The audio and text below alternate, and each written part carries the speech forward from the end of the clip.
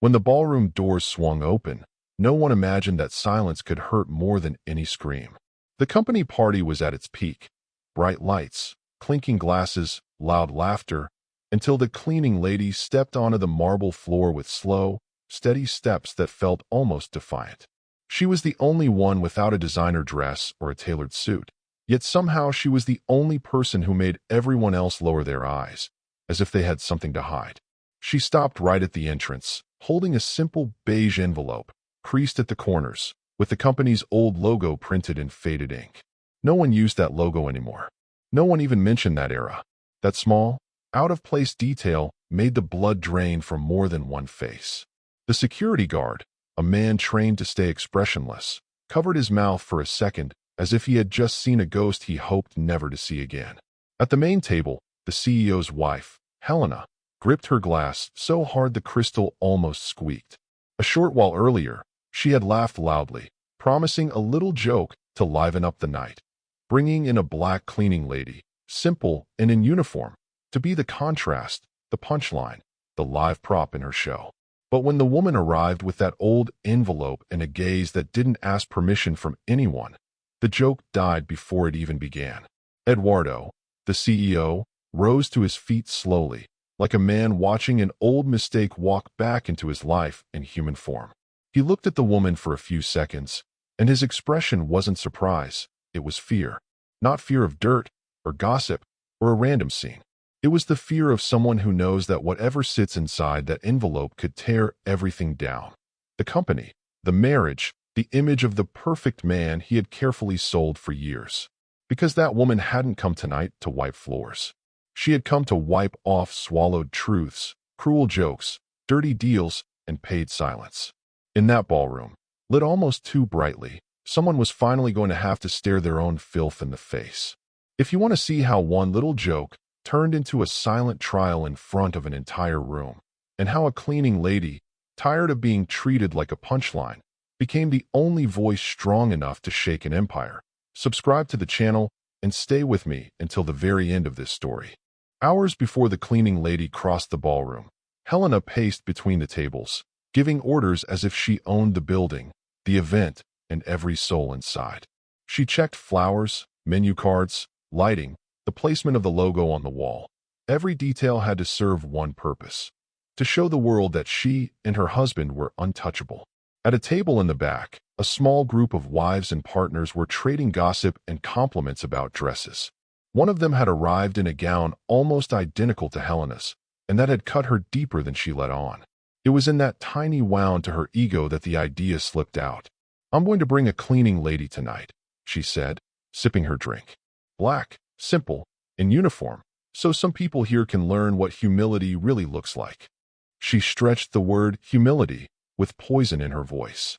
The laughter came immediately. One guest said it would be hilarious to see certain executives' faces. Another suggested having the woman serve just one specific table to see what happens. No one questioned the cruelty behind it.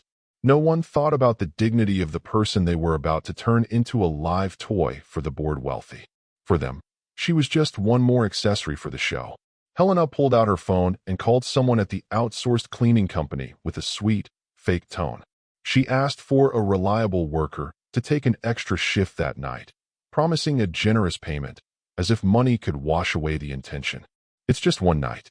She'll be grateful for the chance," Helena said, laughing under her breath while her friends smiled along.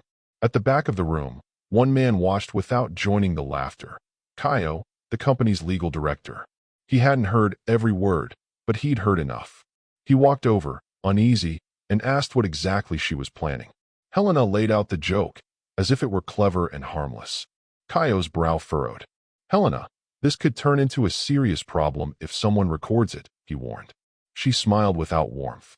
"You're here to put out fires, Caio, not to lecture me." And with that, she lit a match that no one else could see yet. Across town, in a small rented apartment, Nadia had just finished a cleaning shift when her phone buzzed on the kitchen table. Her hands ached, her back was stiff, but her eyes were still sharp. She checked the screen expecting another routine assignment. Instead, the address, time, and pay rate made her pause. The message said they needed her for a one-night job at a major corporate event, with the CEO and international partners present. The pay was much higher than usual, almost as if someone was desperate to make sure she didn't say no. There were no real details about her role, only that she should arrive on time, in a spotless uniform. She stared at the screen longer than usual, as if measuring it against something she'd been carrying inside for years. Then she walked over to the small hallway mirror. Her hair was tied back neatly. Her dark skin carried the marks of hard work, and her hands were traced with small scars from chemicals and long days. She didn't smile, but she didn't look defeated either. She simply nodded to herself, like someone watching the last piece of a long plan drop into place. Before getting ready, she picked up the phone and made a call. The conversation was short and direct. The message came. "It's tonight," she said. "Are you sure you want to do this?" The voice on the other end asked. "I'm past the point of turning back," she replied. "There's been enough silence." She hung up, took a deep breath, and laid a beige envelope on the table. Old, a little worn, stamped with a logo that almost no one recognized anymore. Almost no one. Back at the ballroom, Helena was rehearsing the lines she would deliver when the cleaner arrived. In her imagination, there were laughs, raised eyebrows, the thrill of domination. In her mind, the other woman had no voice, no story, no weight. She was just a moving prop. What Helena didn't know was that this prop was carrying something in her hands that could flip the entire night upside down. As she left home, Nadia buttoned her uniform slowly, as if it were a ritual. Every button felt like a decision. Before closing the door, she picked up the beige envelope and slipped it into her bag, beside an old set of keys she no longer used. She stepped into the night, breathed in the cool air, and murmured to herself, "Tonight, this finally ends." Then she walked toward the address that would change everyone's story. The event hall glowed under warm white lights, bright enough to flatter everyone and still expose every corner. Tables were perfectly aligned, linens crisp, silverware polished until it shimmered. Waiters moved like a well-rehearsed choreography, weaving between guests with trays of canapes and glasses of sparkling wine. At the entrance, polished marble reflected expensive shoes and sequin gowns. The new company logo was projected huge on the wall, sleek, minimalist, as if the company had always been modern and spotless. Conversations were filled with words like growth, expansion, and new era, each one followed by long, satisfied sips. Helena moved through the hall like a director on set, adjusting details, fixing Eduardo's tie, reminding him to smile more and look proud. He gave her a practiced smile, but his eyes wandered toward the entrance without meaning to. Even if he didn't know the exact time, some part of his body already braced for a presence he never wanted to face again. At another table, Livia, a longtime employee, watched with growing discomfort. She had been there back when the company still used that old logo, back when documents were printed on cheap paper and stored in metal cabinets that squeaked. Hearing Helena laugh about bringing a cleaning lady to stir things up had set off an alarm in her chest. She knew too well how this company used and discarded people. She tried to speak with Kaio in a quiet corner. "I have a bad feeling about this. If the woman I'm thinking of shows up here tonight," she whispered. Before she could finish, they were interrupted by another group wanting to congratulate the brilliant legal director. Kaio tucked his unease away with his phone. The air stayed perfumed and glamorous, but underneath, a thin thread of tension was starting to pull tight. The music was loud and upbeat when the doors opened again. This time there was no announcer, no planned entrance. The doors simply moved, and Nadia's silhouette filled the space. The noise in the room dipped, not from respect, but from sheer surprise. It was the kind of silence that comes with judgment. She walked across the marble slowly, without rushing, without shrinking herself. Her uniform was spotless, but her posture had nothing of the usual submission people expected. She held her bag in one hand and, in the other, the beige envelope, just visible enough. Dozens of eyes narrowed, trying to understand why that little piece of paper felt so threatening. The security guard got a clear look at her and froze. A flash of memory hit him. A dim hallway years ago, raised voices, documents with that same old logo, and in order to pretend he hadn't seen anything. His stomach clenched. He glanced at the main table, praying that someone there knew what they were doing. But all he saw was tension. Helena recognized the woman as the cleaner she had requested and smiled. ready to play the queen in her little show. She raised her glass, prepared to say something that would earn a wave of laughter. But the smile cracked the moment she noticed the envelope in Nadia's hand. That outdated logo screamed louder than the music. The crystal stem squeaked under her tightening fingers. Eduardo stood up, as if an invisible hand had yanked him from his seat. The second he saw Nadia, everyone could tell this wasn't a random hire. This wasn't their first meeting. His eyes were filled with recognition, guilt, and fear. The laughs Helena expected never came. The air thickened. Helena's first instinct was to keep performing. She cleared her throat, raised her voice a little, and tried to turn the scene into something she could own.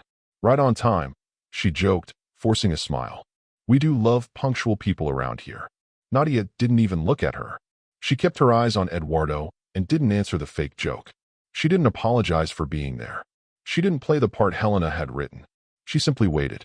Eduardo took one step toward her and stopped halfway, as if he'd hit an invisible wall made of old memories. He knew exactly what kind of documents could be in that envelope. He knew what signatures, what numbers, what names they'd buried with that logo. And he knew that if anyone had a reason to dig them up, it was the woman standing in front of him. At the back of the hall, Livia felt a chill. She recognized the envelope format, the faded logo, even the way Nadia held it like something fragile and explosive at the same time. She remembered missing files, empty cabinets, and orders that were never written down. Suddenly, she understood why her heart had been racing since she heard a cleaner's name mentioned. Standing near the main table, Caio felt the shift in the room before he understood its cause. The hum of conversation had vanished. Glasses hovered midair. Phones appeared quietly in guests' hands as they started recording, just in case. No one knew what was about to happen, but they all felt that the official script was about to be torn apart. Finally, Nadia spoke. Her voice was low, even, and steady. "Good evening," she said. "I was told I was needed here." She didn't use the word cleaner. She didn't bow her head. That single sentence, so polite yet so firm, told everyone in the room she hadn't come to serve as anyone's joke. Helena tried to snatch control back with sarcasm. "Of course we need you," she said. "Someone has to clean up around here, right?" A few nervous laughs escaped from the lips of people who still didn't understand the tension but wanted to be on the right side of power. Even so, the joke landed like a stone thrown into dry dirt. No relief. No real laughter. Nadia turned her head slightly, just enough to look at Helena, without lowering her gaze. "Don't worry," she replied calmly. "I've spent years cleaning up what you people leave behind. Tonight, I only came to deliver something that belongs to you." She lifted the envelope a fraction higher. The old logo seemed to accuse every person in that hall who knew what it meant. Eduardo stepped toward her again, urgency in every movement. "This isn't the time or the place," he muttered, trying to use his CEO authority to suffocate the scene. Nadia held his eyes. "For you, it's never the time or the place when someone wants to tell the truth," she answered. "But you're the one who called me here. I only accepted the invitation." The sentence echoed. In one way, it was literal. If Helena hadn't decided to use her as a prop, that night would have unfolded like every other hypocritical celebration. In another way, it was deeper. This family and this company had been inviting this confrontation for years. Caio, now visibly uneasy, edged closer to Eduardo and whispered behind his teeth, "Who is she exactly?" Eduardo didn't answer. His silence was louder than any explanation. Livia, who had carefully drawn near, finished the thought in a low voice. She worked in the old warehouses. Before the rebrand. Before the files vanished. Caio's eyes widened just a little as the pieces clicked together. With phones recording from several corners of the room, the ballroom had split into two sides. On one, the perfect couple who ruled the company. On the other, a woman in a cleaner's uniform, carrying an envelope full of buried history. Between them, a tension no flower arrangement could hide. Every gaze was glued to the beige envelope like it was cursed. Each small movement of Nadia's hand pulled their attention tighter. She drew in a breath, bracing herself. She didn't look pleased to be there. There was no petty revenge in her eyes, only a tired determination, like someone who had carried something heavy for too long.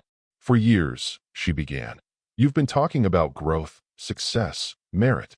Her voice carried easily across the room without a microphone. But people paid the price so you could stand here tonight. People lost their jobs, their health, their names, and you swept them under the rug like dust.